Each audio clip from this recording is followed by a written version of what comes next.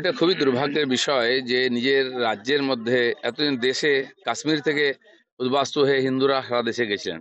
এখন রাজ্যের মধ্যে এক জেলা থেকে অন্য জেলায়, এরপরে অন্য রাজ্যে চলে যাবেন, কারণ এখানে যদি জীবনের মান সম্মানের সুরক্ষা না থাকে মানুষ কি করবে।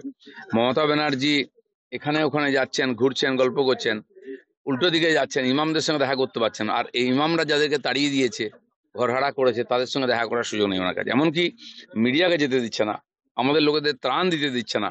আর তারা খেতে পাচ্ছেন না, থাকার ব্যবস্থা নেই, বাচ্চা কাচ্চা নিয়ে হাহাকার করছেন। বাড়িতে গরু ছাগল রেখে দিয়ে গেছেন, কবে ফিরতে পারবেন ঠিক নাই। আর তাদের প্রতি আমার কোনো সমবেদনাই নেই।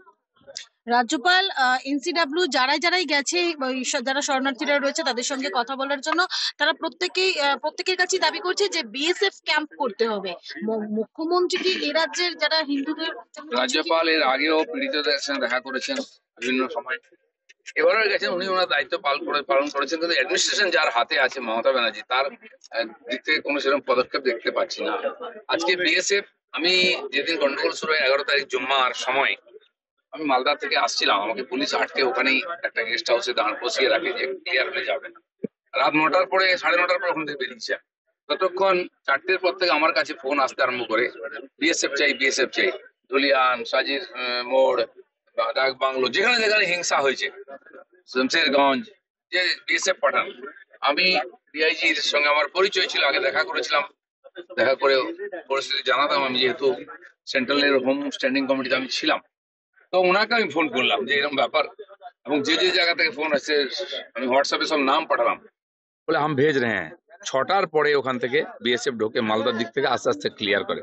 আর পুলিশ আমাকে আসতে দিচ্ছিল না। আমি বিএসএফ সঙ্গে কথা বললাম যে বন্ধ হয়েছে কিনা ঝামেলা, বলে হ্যাঁ বন্ধ হয়েছে, টেনশন আছে। আমি 9:15 পরে বেরোলাম ওখান থেকে। আর যখন দেখতে দেখতে ধুলিয়ান, হাজির মোড়, শামশেরগঞ্জ দিয়ে আসছি, তখন আগুন জ্বলছে, দোকান ভেঙা হয়েছে, গাড়ি জ্বলছে দুই দিকে, সে ভয়ঙ্কর পরিস্থিতি। কিন্তু মমতা ব্যানার্জি তখন না বিএসএফ ডেকেছেন, না পুলিশ স্পেশাল ফোর্স পাঠিয়েছেন, মানুষকে পুরো এই ভেড়িয়াদের হাতে ছেড়ে দিয়েছিলেন। পরের দিন আমাদেরকে কোর্টে যেতে হয়, শুভেন্দু অধিকারী কোর্ট থেকে অর্ডার নিয়ে আসেন, তখন অফিসিয়ালি বিএসএফ সব জায়গায় যায়। এখন যদি বিএসএফ পুলিশের কাজ করবে, থানার চেয়ে জায়গায় জায়গায় পোস্ট বসাতে হয়, তাহলে পুলিশ আছে কেন, সরকার আছে কেন? তাহলে তো আমরা যেটা দাবি করছি 355 বা 356, ওটাই লাগু করা হোক, মানুষের ওতেই ভরসা আছে।